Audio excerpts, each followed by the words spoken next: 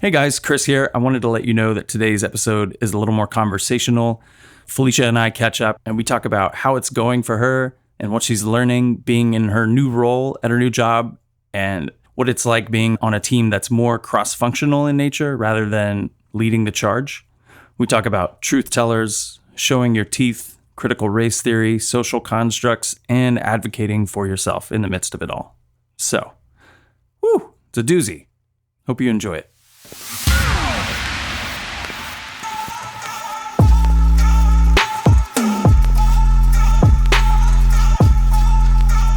Welcome to the Trill MBA show. I'm your host, Felicia Ann Rose Anuha, aka the Trillest MBA you will ever know.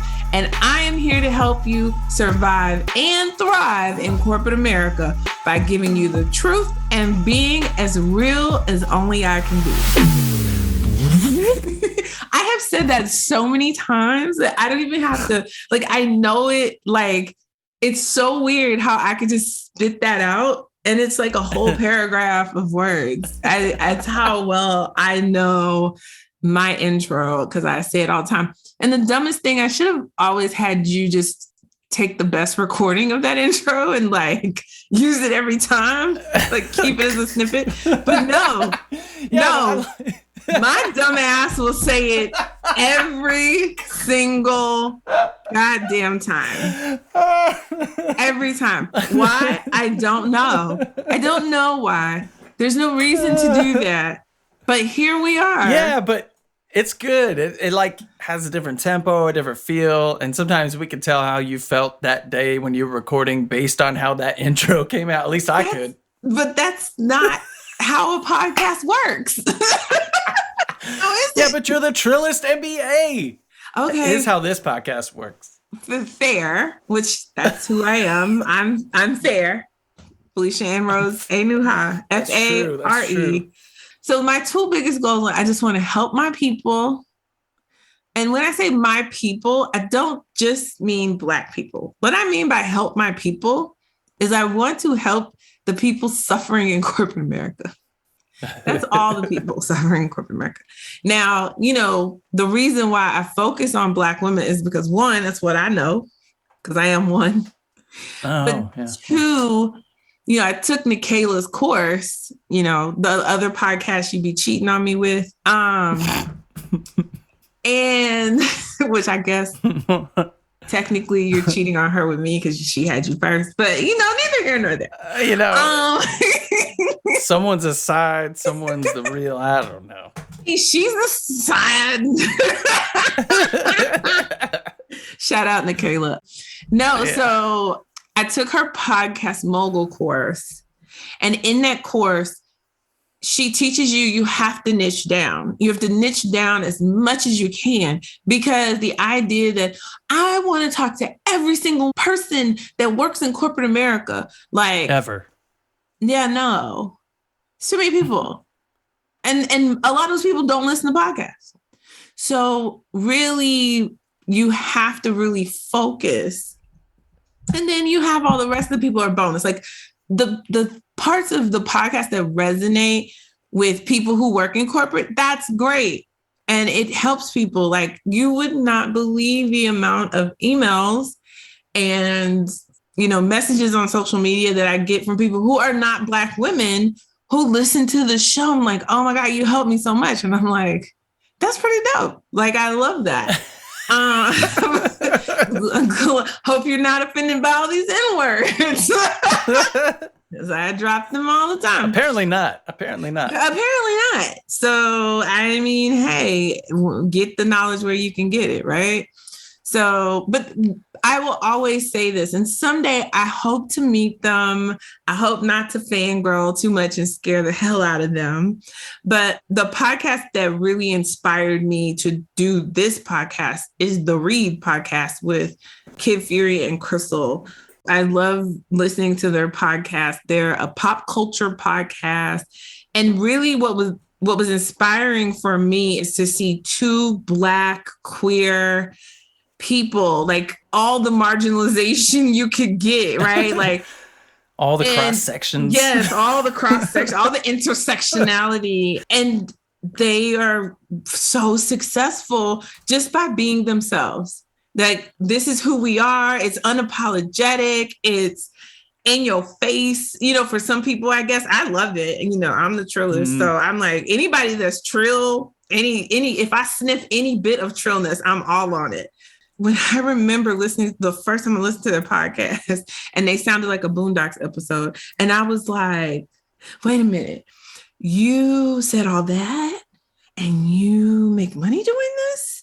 And I was like, Felicia, like, it just feels like freedom, because when you're in corporate, it's funny. I was talking to my manager yesterday, and I was like, I just want to be myself and be at work. And she was like, yeah, just stay at home then. Just stay at home. I was honest. Yeah, no, we have a great relationship. I love my new manager, but she's not that new. I mean, I was 9 months now at this new job, but I love her because we have a really good relationship, and she lets me in under the tent. Like, she gives me peeks under the tent that I've never gotten before. Now, mind you, I am a senior director now, so this is where I'm at. But I mean, still, she could be, you know, closer to the she best. Could totally best shut you out. Yeah, she could, but like, she doesn't. And I so appreciate it, because I get to learn. I'm learning so much. So it's just like, oh, child, it's a lot of lessons I got to share with y'all this next season, but I got to process them my damn self because I'm going through them. So it's just like, what the fuck? Yeah. Yeah. So, but she said to me, she was like, yeah, so you can be yourself at home. But she's like, think about it. Even with my kids, like, they don't get to see, you know, me that my husband sees or my friends see. They don't get to see, they get to see mommy. That's the person, that's the version of me they see. So like, this idea that we have different versions of ourselves, and it's like, that's the social construct though. And so for me, it's painful because I don't want to create different versions of myself. And I don't have children. So maybe if I did, I would see it differently. Maybe I would have that perspective. I'm curious. I think that maybe you wouldn't show. I think some people have a harder time wearing different hats like that. Totally right. And some people do it so effortlessly. Like my manager, she's masterful at this shit. And I'm just looking at her. I'd be at meetings with her like, why did you sound like you were in agreement with that when the words that came out of your mouth were that this is some bullshit? So help me do that.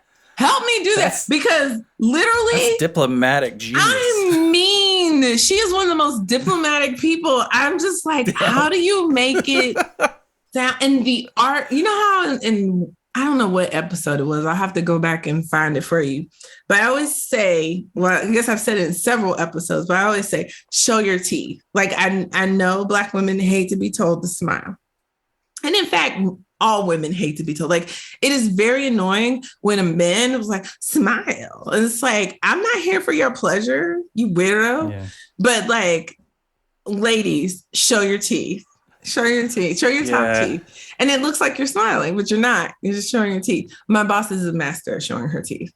She literally will be telling somebody about themselves, and she literally will showing her teeth, and it seems like she's smiling and happy. And then her voice naturally lifts up and brightens when she shows her teeth, which that's why I tell people to show their teeth, because that naturally happens when you show your teeth. I got that from working in radio way back in the day. Like when you're on the radio or when you're recording, you should just smile. You should force a smile because it makes your voice sound brighter and happier, and it resonates better. You have a better tone in your voice when you show your teeth. See?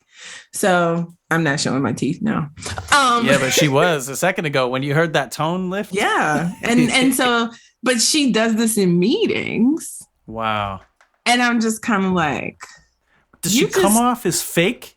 No. Does she seem fake? No, she is the least. That's a talent. She is the least fake person ever. And also the words that come out of her mouth are still cussing you out in a very professional way. It's beautiful. It's like masterful. I'm going to learn. I'm going to learn this. You mentioned something a second ago. I know you said you need to process some of this stuff. I think it could be really cool though, if you do episodes where you're like, this is the first time I'm seeing this, and I may change my mind on it, but here's my perspective now. And then like just come back when you know more and talk about that same thing again and let us know the new thing that you learned. Because you're talking about all these peeks behind the curtain. Yeah, I guess I should record through my pain.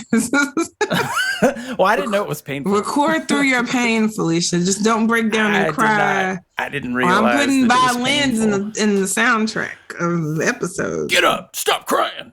No, I'm just kidding. Yeah, it's been painful. Yeah. I'm always on the verge of quitting. Because the growth is hard. Because it's a lot to new stuff to learn.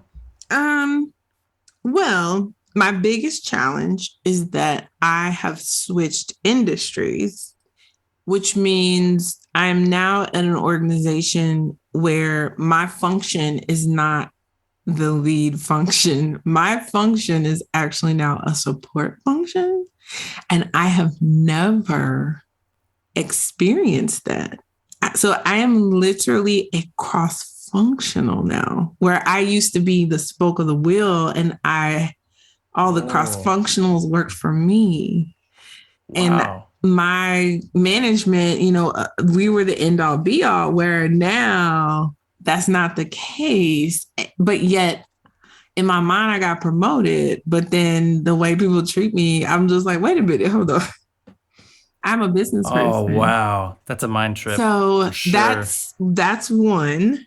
Right. And then my boss is always telling me, like, you're not in the machine anymore. Stop acting like you're in the machine. And I'm just like, oh my God. What does she mean by that? Like, so what? So I'm used to these huge, I worked for blue chip companies, right? Like I worked for Ecolab. And even though Ecolab was B2B, the marketing function is the line function. And I've talked about line functions.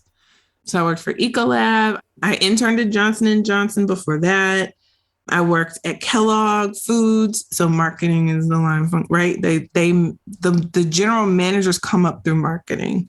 I worked at Frito-Lay. That is definitely a marketing driven company. I worked at Coca-Cola, which is definitely another marketing driven company. So the function of marketing, they're the business people that own the P&L. That's the function that owns the P&L. Finance people may try to feel different. Sorry, finance people. Understand. What's P&L? Profit and loss statement. So we own the balance sheet, the checkbook, basically. Yeah. Okay.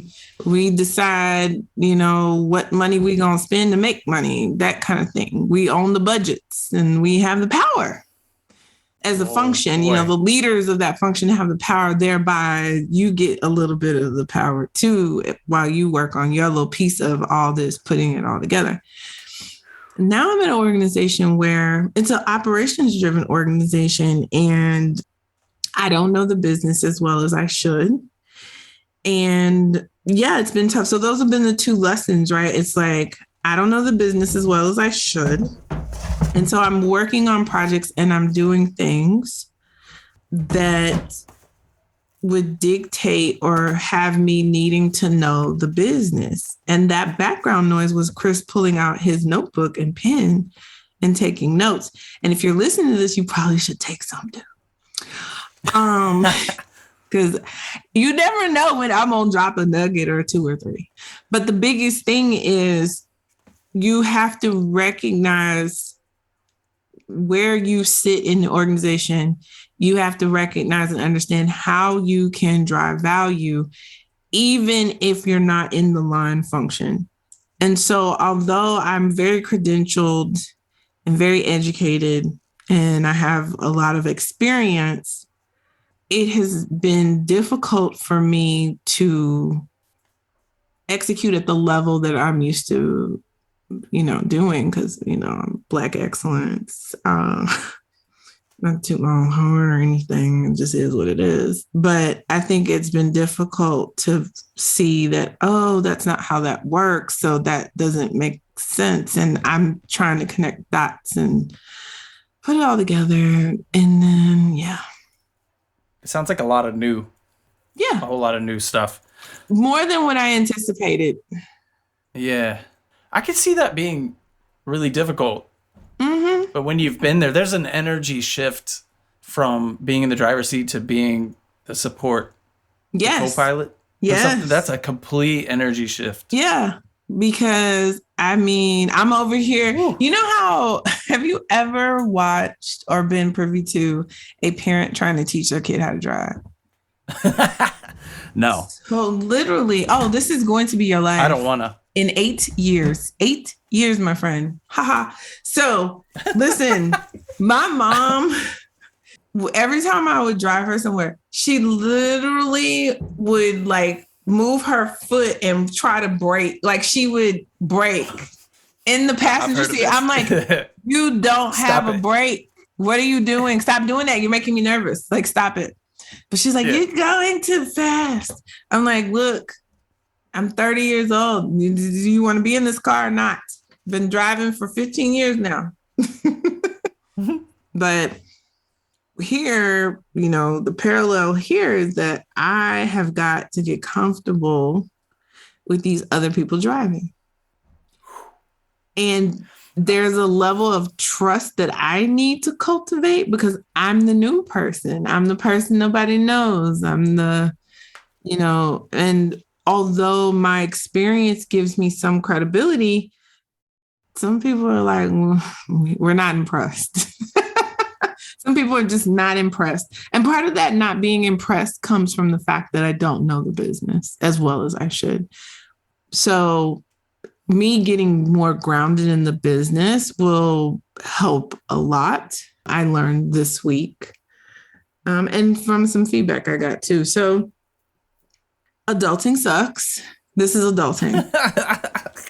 This is adulting. So, would there have been a way for you to get to know the business better than you do now that you didn't partake in? Because I'm wondering why you said I should know it better. So I've been there 9 months, and part of it is it's a business where you kind of have to be there and in there and kind of get your hands dirty. And because of the pandemic, I haven't been able to do that. Like, I'm not trying to be out there. And then also we're in a business where it's B2B and our clients, their buildings are closed and we provide services in their buildings. So if the building's closed and there ain't nothing for us to do, so it's just kind of crazy. The other rule that I'm going to make for sure, if I have to continue to work in corporate America after this job, is I am not going to work for a company that's not financially winning. So I'm not too much concerned with like being in the driver's seat per se. But if the car is driving over a cliff, why are you getting in that car? Don't get in that car. You know the car is going 100 miles an hour towards the bottom of the Grand Canyon. Why did you get in that car? I know they gave you a lot of money, girl. Don't you get in that car. I don't care what that offer said, what that bonus said. I don't care that you got a car allowance. Like, don't do it. And I didn't think about that with this situation because, you know, I got laid off from Coke and I needed a job. And it just felt like divine timing the way it all happened. And I was like, okay. Maybe it is. Though. Like everything you come against is a lesson. Absolutely everything is a lesson. I mean, some of this shit is painful as hell, but like it is still like something you have to learn. And like I had mentioned the last episode that just was posted finally on Sunday. I had mentioned about my mentee who, you know, he's looking for another job because, you know, he feels abused and it's a lot of work and blah, blah, blah. And that's great. And so he interviewed and he was like, yeah, this job would be perfect. Like, I feel like they have better work-life balance, blah, blah, blah. And I told him, I said, because, you know, it was weird. Like, I just kind of knew he wasn't going to get it. It was so weird. I don't know how I knew, but I knew. And I told him, I said, look, understand, you're not going to get to leave the job you're at until you learn the lessons that you got to learn at this job. And there are so many lessons just from talking to you that you need to learn. And one of them is how to advocate for yourself, how to push back, you know, in a way that's productive, how to make sure that you're being supported, how to ask for help. These are all very important things. It's very difficult for a lot of, especially younger people who are still junior in their careers.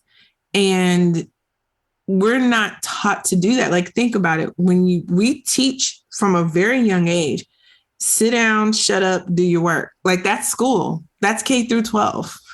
Right? So now here you are, you made it through undergrad, which according to what kind of undergrad you went to, they took attendance and that was part of your grade. So like there's still these rules to force you to comply and conform.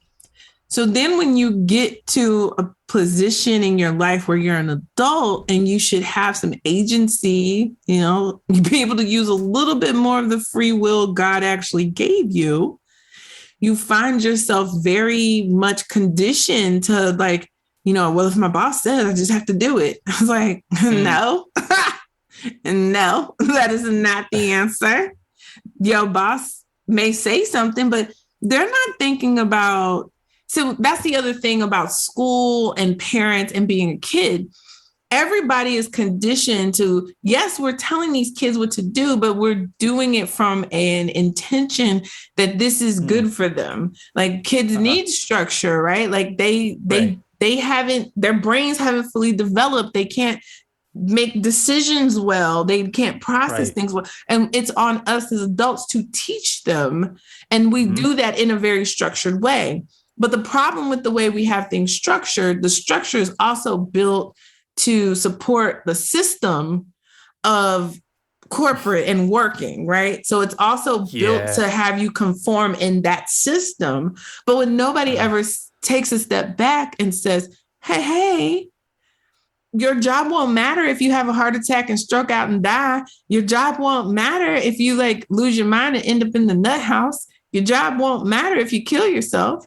Like your job won't matter. So you have to take care of yourself. And so that's the disconnect in our society and the constructs that we live under, because we're not teaching people to take care of themselves first and put their needs first. Like he literally told his boss in his review, this is my mentee, he said, I am burnt out. I feel very burnt out. And his boss just kind of was like, oh, okay. And why? And it's sad because you can see how the construct plays out on both sides. So he's looking at, well, if I tell you that, then you're going to make changes and you're going to adjust. And his boss is looking at him like, okay, I don't know what you want me to do with that because that's not my problem. Interesting. Because I'm not your teacher. I'm not your parent. I'm not, right? Like, but isn't the boss responsible for divvying out, well, in some instances, the workload? But I guess you have to then say, hey, I can't handle this. I need someone else to take that, but then I'll be bad. Or you know how to say it better than me, but no. So the boss is responsible for delivering results by any means necessary, which is the construct of corporate America. So I don't care if you do it or he does it. As long as somebody does this shit that either I can't do or I don't want to do or whatever reason why I'm delegating it, that's all that matters. What did my boss tell me needed to get done? And so, we really have lost the humanity in work. And the saddest thing is you would be a most effective manager if you put the concern and care of your employees that directly report to you. If you put that first, they will give you higher, better output. Why? Because it goes back to the construct we live under. The teachers who have the best scores are the teachers who what? They care. The teachers who care. When you show people that you care about them, subconsciously you're setting an expectation of them. And so humans want to rise to that expectation always. We're wired that way. But not everyone is playing by the same rules. And this is why corporate can be so frustrating, or any interpersonal relationships can be frustrating. It's because I think that we need to have this mutual respect. You give me this, I give you that. It works really well, but you don't know that, or you don't care. So as an employee, I guess you talk about this all the time, but I was going to say, how do you advocate for yourself? And then what do you do if there's no change? you get out, right? Well, I will say at the end of the day, we're all adults now, right? No, there's no more teacher, student, there's no more parent, child, right? We are all adults. And what that means is the onus is now on us. As unfair as that may seem or sound or feel like, the onus is on you. And so now my message is, and my mission is to give you the confidence and the courage to advocate for yourself, to fight for what you deserve, what you've worked hard for. Because at the end of the day, especially when we talk about Black women, it is really about recognizing the value you bring. It's about articulating that value in a way that resonates with your organization, and then building the relationships that will support your career at that organization. And that's not easy, right? And that's why people pay me a lot of money now to kind of handhold them through a promotion cycle. And it's what I'm good at, and it's what I do. So my goal is to really transition from me being in corporate in these spaces to me helping others who really do, have this dream of climbing the highest heights in corporate, me helping them on their journey. That's my goal. That's why I started this show. Sometimes I ask myself, why should we keep going? And I'm always reevaluating because it's a lot of work. It's a lot of work. And I mean, we've been at this since 2018. And there's been a lot of transition in your life in general. Oh my God. I've been almost since we started. All over the place. It's been a lot. It's been, so balancing my personal journey and those learnings, and then, translating that into my coaching practice and this podcast. It's a lot. It's just a lot. But I think when I think about, why is this shit so hard? It's twofold. One is our perspective. So how you approach and look at and feel about it can make it more difficult than what it actually is. So I try to remind myself of that. But then two, life is just hard. Can we talk about my new favorite song? Well, it's not a new song, but it's my favorite song right now. What is it? It's called Earth is Ghetto. Yeah. Yeah, we can talk about it. I love this song. All right, pull it up.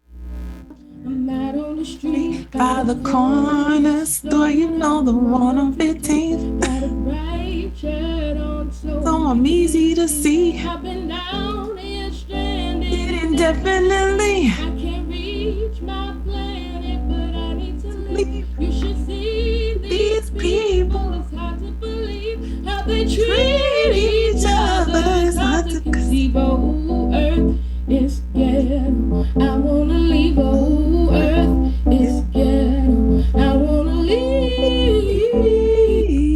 I love it. If I'm allowed to. I love it. It's a little bit longer, but yeah, she's that pretty is good. My jam because I'm just like, this shit is so Earth is ghetto. I want to leave. Oh my God, this shit is so ghetto. Man, yeah. I'm just like, what planet do I really belong on? Like, a lot of times I'm like, I cannot belong here. Like, how did I get here?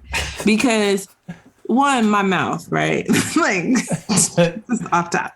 Well, yeah, prophets always have a difficult time. And the teachers, I've learned that. Yeah, the truth tellers, yeah, it's difficult. It's not easy. But I tell people all the time, I'm not Job and I'm not Jesus. So please stop crucifying me. Okay. I cannot. I'm not.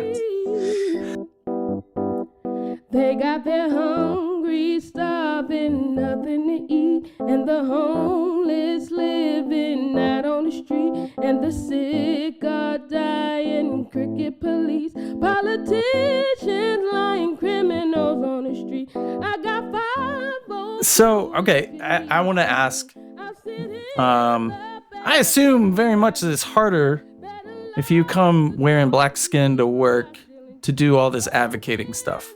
Is that true? Then, like, let's say you come with white skin. Let's talk about this, because there's this relativity and it's comparing apples to oranges. So okay, let me break this down and hopefully people understand this. So from the perspective of the oppressed, no matter what intersectionality or group you feel oppressed from, you're not a cis het white male, right? Okay. So because we're going to get to them in a minute, but all the rest of the people, including white women, because of the foundational construct that this country has been built upon, which is racism and race. Race is not real, actually. Like, there's one race, it's called human. Like, we're the human race, we're all human. But we made these boxes for all the reasons. And it's funny because the reasons why we made the boxes are really very human in nature. Like, everybody wants to feel important. Like, racism is a very ego-driven concept, because somebody had to feel superior. Somebody wanted to feel better about themselves, and, because they most likely had low self-esteem, right? And someone with low self-esteem in a high position of power. Yes, and the saddest person in corporate America is an insecure white man. That is the saddest thing to ever see, because it's like, oh, child, that's true. Because you're wreaking havoc on the rest of the world, basically, around you. But here's the deal. You've got two things at play. You've got the just struggle of humanness, like the things that happen to us as human beings. And you have the things that happen to us because we've made up this construct. And so that has actually manifested into certain forces and things that happen in the world. And they happen to certain people that look a certain way, and it breaks out by the construct. And then we see it in different ways. So, like, all the shit that was happening to Asian people. And the crazy thing is, you also see that even if I'm in an oppressed group, I could be a party to continuing the oppressive construct with my behavior. For I don't know why, except for there's the humanness of I want to feel superior and better or somehow powerful over you. So an example of that is you saw images and video of Black people, which was so disturbing in my soul. I'm like, really?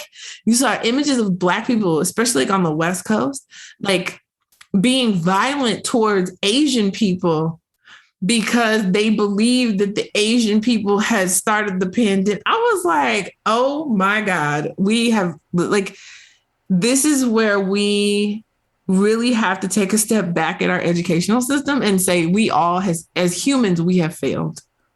We have failed. Mm-hmm. But it was very disturbing on so many levels. As if those exact Chinese people brought it over. Mind you, because they are citizens here. They are here. They've been here. They didn't go to Wuhan and then come over here. That's not how that happened. But again, there's no thought process. And so we are so... That is a human problem. Absolutely. It is a human problem. And we're so conditioned in the constructs. We haven't taken a step back and said, well, what boxes what boxes am I allowing myself to be put in? What boxes am I putting myself in? What boxes have I made for myself? What stories are we telling ourselves? Like, nobody takes a step back. Everybody just takes in information however they feel, and then they react. And so fundamentally, that is the problem. Like, at the root of everything is this humanness problem that we're having and the lack of intellectual honesty. Right. So you have that. Then added on to that. So the next layer is racism, oppression, history, the thing that critical race theory in academia, like, if we're honest, like, critical race theory is only talked about in academia. Like, people are not out here trying to teach critical race theory. Like, and all critical race theory is like, oh, because there's the construct of racism, all this other shit happened in our society, which is true. Like, but for whatever reason, again, people's egos don't want to admit that and don't want that to be true. But it's true. Like, this fake thing has a real effect. Critical race theory, at its bare minimum, is basically saying, hey, because of racism and oppression and white supremacy, these other things this is how it permeates our society and affects everything. And so it's the same reason why a Black person will perceive racism when the intention was not racist, because it permeates so much in our society. And so even me, I've had to take a step back, and I have to, again, that's why, you know, I'm thinking about the double consciousness of, so like James Baldwin and W.E.B. Du Bois, like, this is why they write about this, what it is to be Black in this society.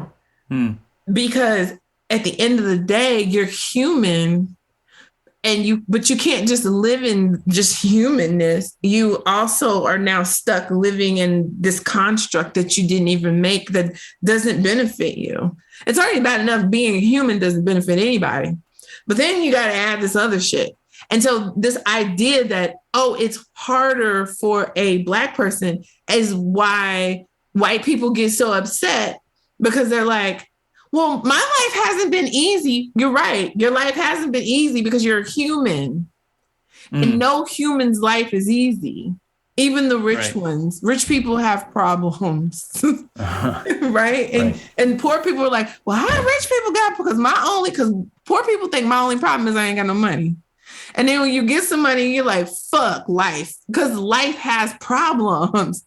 So your life problem may be you're broke. Another person's life problem is they may not be healthy, or they may be depressed, or they may have people using them, or you know, they may not be in a job they like all the other life things outside of being broke.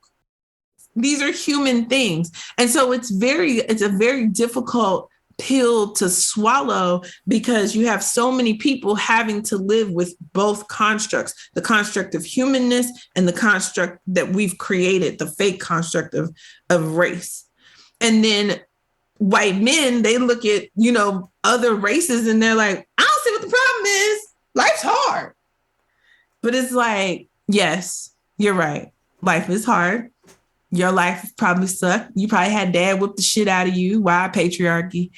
But what we can't do is deny people their experiences, especially when there's a pattern and there's shared experience. There's data to back it up. Like, stop trying to pretend like racism doesn't exist just because you feel like you're not racist.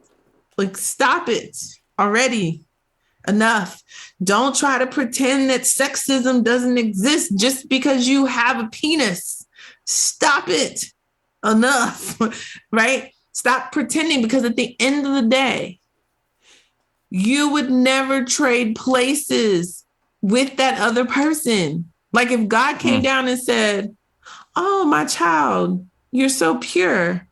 Why don't you trade places with Felicia, the Black woman?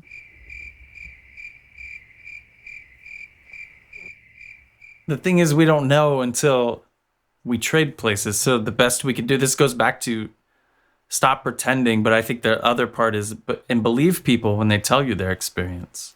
You go, well, I've never had that experience. Yeah, but some of this shit is so bad. Like sometimes I've listened to myself, or I've reread when I was trying to explain to a white person like my experience, and it sounds fucking crazy. Like, some of the shit is so bad, it just sounds like so unrealistic. And literally, I have had white people be like, that didn't happen. No, because it's so unbelievable. Like, and then it's like, you must have perceived that wrong, because at the end of the day, it all does boil down to how it impacted me, right? Like, it all boils down to two things: intention and impact. And so a lot of people want to say, well, if it wasn't that person's intention, But that doesn't mean that it didn't make me feel like shit. Mm-hmm. And so once we start shifting, because the power of whiteness is that I don't have to worry about the impact as long as my intention was good. And so once we shift to, oh no, we're going to focus on the impact. But see, we're not good there yet. And I got to teach my people how to survive with these assholes and their terrible intentions. But really, honestly, most humans, they really do have good intentions. It's just, again, we don't ever think outside of ourselves. And we're very ego driven, especially in this country. I was going to say our ego, I can feel it internally as you're saying it. Those times where it happens all the time. Mm-hmm. In human interaction where it's like, I didn't mean that. And then, but I hear what the impact was. And like, I could either choose to ignore that. And basically, if I ignore it, it's me protecting myself. Because what happens is when I look at the impact instead of the intention, now I'm no longer in the right. And if I'm in the wrong, then that's a wound. It feels bad. That's hard. Mm-hmm. It feels and see, that's bad, your humanness. Which is okay. That's your humanness. That's okay. You know, like we have to get comfortable with being wrong. Yeah, absolutely. But we have built a construct in corporate America. It feels detrimental to admit that you're wrong. It feels detrimental to say, oh, you know what, we could do it different. Let me share what I learned. And unless you're in an environment and a culture that says, oh, it's okay to be wrong. And in fact, we expect you to be wrong. We expect you to say you're wrong, but we expect you to tell us what you learned. So unless you're in a culture that like really drives that home and that's really embedded and ingrained in that culture by the leaders, then everybody's going to be in cover your ass mode. And that's what that is. And it's very sad. And it's very hard for someone like me who is not that way. And I'll give you an example, a great example that just happened this morning. So I have a colleague overseas and we're working on this global project. And so he's the lead on the global project. Now, has he done the best work? No, he has not. Let's just be honest. But then also, have we in the US, have we been preoccupied on our part? Absolutely. Could we be further along? Probably, if we didn't have all this other shit we've been working on, right? Like we have consciously deprioritized this project, even though it's a global priority. But you have to pick and choose your battles every week, right? So that's a lesson I'm learning. And then be comfortable with, hey, this shit ain't gonna whatever. But instead of him trying to, again, it goes back to how to win friends and influence people. So you let people save face. So instead of him trying to let people save face, he sends out an email early our time this morning, choosing violence. He chose violence. And the thing that he doesn't understand about my manager, she likes violence. She interned for the CIA. Like she worked for the CIA. Whoa. So okay. She's okay. She's not. Listen, she knows how to hide body parts where you'll never find them again, right? Like she's crazy. So, which I love, absolute. That's fantastic. So, like he chose violence, and he came for me, which again, don't come for hers, because she was like, "Oh, you're coming for us, right?" So she answered the email before I even had a chance to think about how I wanted to respond. And I was like, this is great. And I'm just really grateful because, you know, he tried it and then but he kept going. And then she, you know, stabbed him in his guts. So it's just like, you shouldn't have tried it. You tried it. Why? Because your ego. Right. And you didn't want to take any blame for this project going off the rails. And when actually it's all of us, none of us have like really held hands and been like, we're going to fight really hard to make sure and run with this. All of us are like busy doing other things. And this kind of has been the last thing on the plate. So instead of either party admitting that, it was like, oh, you tried to slice me? And then my boss was like, now I'm going to kill you. Like, right? Like, it was great. All over email. It's like corporate violence. Are people afraid that they're going to get, why I wonder, that why do people blame? It's fear. You know? It's fear. It's absolutely. They're afraid they're going to get sacked or what? In a weird way, yeah. They're afraid they're gonna look bad. They don't want to look. People don't like to look bad, and we've really got to get away from that because you can't learn if you don't ever make any mistakes or ever, if there's never a do different to be had. Like you're just stagnant. So we need to destigmatize in the workplace this idea that making mistakes or things going wrong is just so detrimental to a point where you're going to lose your job. Like, we need to let that kind of shit go. But for whatever reason. Is it true that you'll lose your job or is it just they're afraid of it? Not these days. Listen, it will take a lot for you to lose your job these days. Like, literally. Oh, you were saying that in the last episode. You literally would just have to stop working. Like, you literally would have to, like, not show up, have your manager send, like, wellness check people because, like, she hasn't shown up to any of her scheduled meetings in 2-3 days. Like, you literally, to lose your job, you would literally have to just not show up at all. Like, if you just come to 1 or 2 meetings, you could drag that shit out without doing any work for a while because it is so hard to find talent right now. Like, it's bad. So what kind of talent are people looking for? All kinds of talent. If whatever you're doing out there, like there's a company and companies, like there's so many people quitting their jobs. There's so many people who are like, I'm not about this shit. And the thing is, people don't understand the impact of the gig economy. Like you can survive, like legit survive, like pay your rent, eat food, put gas in your car, and it'd be less stressful than dealing with these motherfuckers at a 9 to 5. And so I will Uber, Lyft, I will TaskRabbit, I will, like, it's so many things that people will pay you to do. Like, no, they have to pay you because inflation right now. Like, I spent like, I bought some things at the store that feel like normally would probably been like $55, $60. It was $100 and some dollars. I was like, fuck. Huh. Yeah, like things. It's like every time I go to the grocery store these days. Yeah, that's what I'm like, it is. What happened? It's crazy out here. But like, in addition to that, people are making more money. And then you got the Amazons of the world. Like, they just need one buy. Like, will you move this widget to here? Will you drive this van? Okay, come on. But like, even that, some people just are tired of the construct of what work is, how we've tailored work. And a lot of people, they're starting to realize, like, I want to do something that like feeds my soul, and I want to do something that's going to help people, and I want to do something that means something. I don't want to just be a cog in the wheel. And so as people are figuring those things out, they're quitting. And so interesting.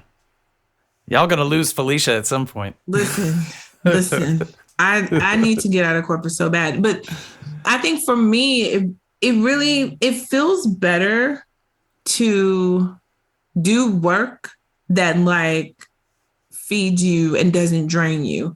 And like when I'm on coaching calls or when I'm helping somebody through their career dilemma, this is what I'm supposed to be doing because I'm so good at it. Like I'm like scarily good at it. It scares me sometimes. So that's why I'm like, okay, whatever I got to do over the next year to like really get this up and going and running, I'm going to do. And now that I finally have somewhere to live and I'm sleeping in my own bed again. There you go. Yeah. Now I'm going to get it all together here in the next year, including this podcast and being very consistent and then selling advertising for the podcast because I need to sell some advertising for this podcast.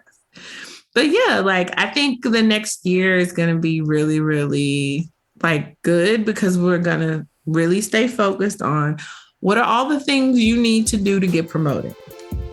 That's it. That's what this podcast is about. This podcast is about managing, navigating, getting promoted.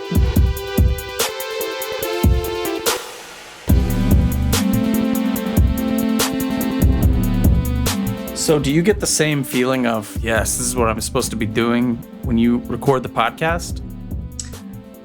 Not when I'm recording, because I'm always very nervous. I'm going to guess why. Because you don't have the back and forth. Yeah. And you're not tooling with other people. You're not like tooling someone's situation. Yeah. You're not like getting in there and messing around and like really helping some, like. Yeah. I think maybe you are, but you're shooting in the dark. You don't have that back and forth energy. A little bit. I mean, I do draw a lot upon, what are the themes that are coming out of my most recent coaching calls? Because usually there's a theme. Oh, okay. Yeah. That comes out, right? But I think when I listen to the episodes after they're live and I listen to them like, oh, that was good, girl. You should hear me. Like I actually listened to Sunday's episode and when I went to Starbucks to get coffee this morning and I was like, that was good. Yes. It was fire, man. I loved last week. That. I mean, that was totally off the dome. Totally off the dome. I love your sound design too. But I was like, yeah, like I really like, okay. And then it reminds me like, keep going. You can do this. So, 2020, I've taken a lot of hiatus because Lord knows I needed it. But when we start back in January, so I'm actually going to take 3 weeks off for Christmas break, like from the 9 to 5. And then when we start back in January, we're going to hit it. Like I actually will have some assistance. I've signed up for this program that has these doers. And so we'll see how that goes. Hopefully this works. I don't know. What is that? So it's more than just a virtual assistant I'm learning. I'm not quite sure what I've gotten myself into. I'll keep you posted. But it's a program for female entrepreneurs. So I think I've got all the knowledge I need, but I do need help executing. And that's where I need help. And so this hopefully will help. If it doesn't, then it's always a tax write-off. So it's fine. It's fine. Any other tax write-offs I can get.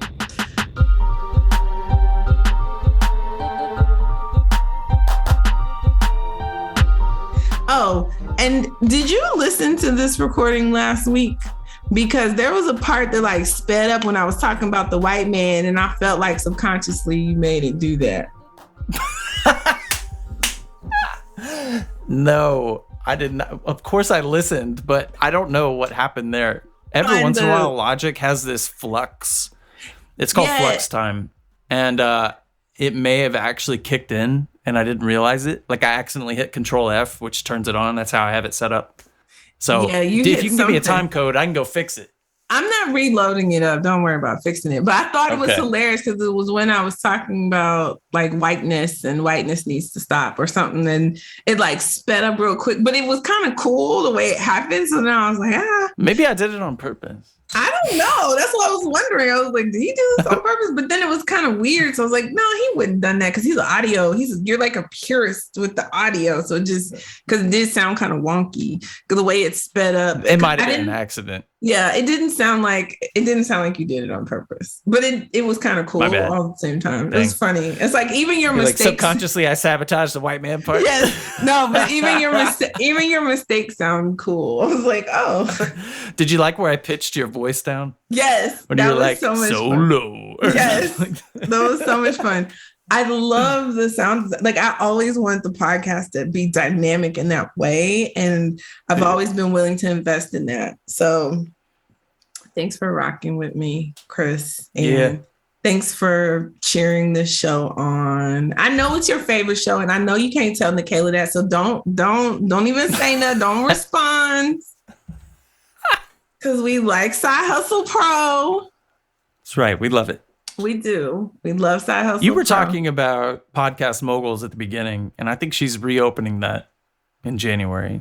Not sponsored. Good. Just saying. If you are, I don't mind saying like, I'm all here for Black women. You already know that. So if you want to start a podcast, I would always recommend, and I always tell people, do what Nikayla tell you do, because I ain't really do everything Nikayla tell me to do because I'm lazy. I don't have time, and I got a real job, y'all. I got a real job with real bills. So I do this as a labor of love first and foremost. And I want to always remind that, like, I want to make my money, like, actually in the coaching thing and all that stuff. Like, the podcast is that poor soul that ain't got no money and needs some help. And this is free for as long as Apple lets it be free, because I have a feeling I don't know what's going to happen. I don't know what podcasting is going to turn into, but I definitely do want to turn this platform into a video. And I have been thinking about, and this is something we're going to have to talk about, but I have been trying to figure out, do I, start using Zoom and doing the video thing, and what does that look like? But then I'm like, I need hair, I need makeup, I need like, I can't show up looking like this. This is not appropriate. I can't have a professional podcast show and look like a chia pet. Not gonna. I told her before we started recording that I think her hair looks great. I don't. She does that's not. All that matters. And that is all that matters. That is all that matters. She's not going for the punk rock look. No, I'm not. But I do. I'm like ready to rock out. Like, no, I don't want that. No, I want my waves and curls and stuff. So yeah. So I gotta think through that, because I don't want the podcast to be predicated on I gotta do hair and makeup and all this stuff. So we'll see. But when it's a television show and I have budget and it's planned out, and then, like, that's different. But when I'm like working on the podcast, I'm doing it after work, on the weekends, here, when I have time. Yeah. So I don't want to, I'm not there yet. We'll figure it out. Yeah. But these are things to come. There's a lot that we're going to work on this season. All right. Yeah. Was that all the questions? That's good. We kind of planned this out, guys. We did. Kinda.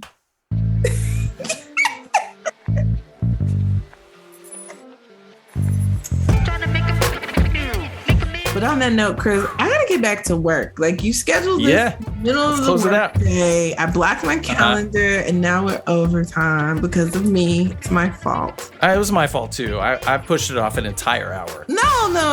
You're fine. Okay, guys. So, as always, if you have a career dilemma and you want to email me and ask me a question, email ask@trillandba.com. And I will help you with your question or dilemma, as long as it's something quick. If you know it's something in depth and you really need to workshop it, go to trillandba.com/coaching and schedule a 45-minute session with me.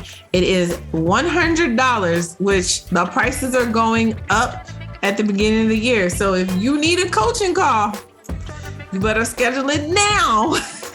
While it's $100, because after January 1st, the prices are going way, way up, because I have way undervalued myself.